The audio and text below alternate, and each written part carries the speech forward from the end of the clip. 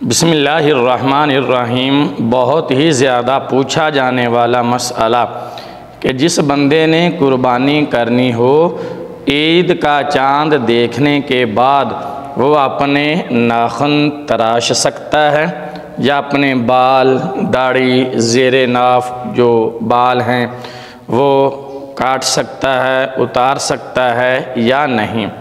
یہ مسئلہ بہت زیادہ پوچھا جانے والا ہے اور اکثر اوقات ہم اس پہ گفتگو کرتے رہتے ہیں اور سامعین و ناظرین کو بتاتے رہتے ہیں کہ اس مسئلے کی حقیقت کیا ہے۔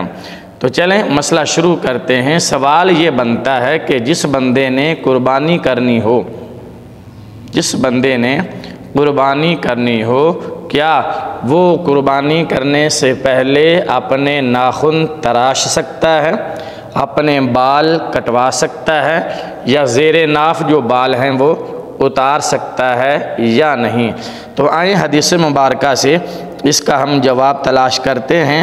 مسلم شریف اور ترمذی شریف کی حدیث مبارکہ ہے۔ ام المومنین حضرت سیدہ ام سلمہ رضی اللہ تعالی عنہا راوی ہیں، روایت کرتی ہیں کہ حضور اکرم صلی اللہ علیہ وسلم نے ارشاد فرمایا، جس نے ذی الحج کا چاند دیکھ لیا ہو، یعنی بڑی عید کا چاند دیکھ لیا اور اس کا ارادہ ہے قربانی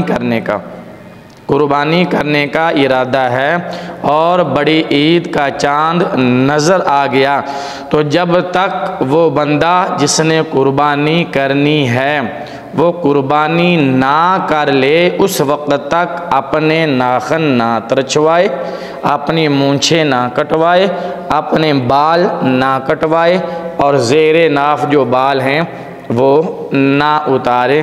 مطلب یہ کہ وہ اپنے بدن کے کسی حصے سے بال نہیں اتار سکتا فرمان رسول اللہ کے مطابق۔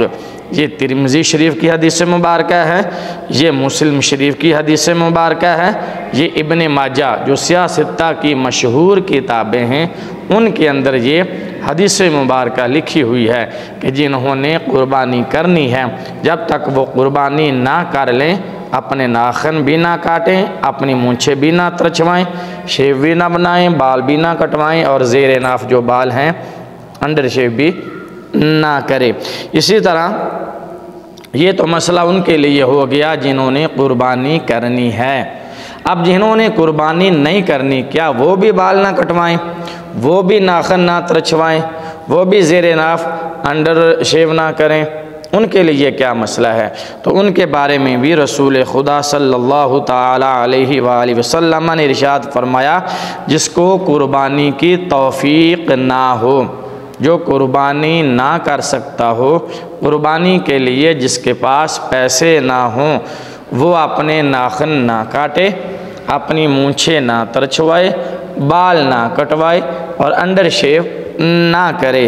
ان چیزوں کے نہ کرنے سے اور عید قربان پڑھنے کے بعد یہ تمام اعمال کرنے سے اس کو قربانی کا ثواب مل جائے گا۔ یعنی جو بندہ قربانی کرنے کی استطاعت نہیں رکھتا، قربانی کرنے کی اس کے اندر گنجائش نہیں، پیسے خریدنے، جانور خریدنے کے لیے پیسے نہیں، تو وہ یہ عمل کرے کہ عید کی نماز تک نہ اپنے ناخن کاٹے، نہ اپنی مونچھیں ترچوائے، نہ بال کٹوائے، نہ زیر ناف بال اتارے۔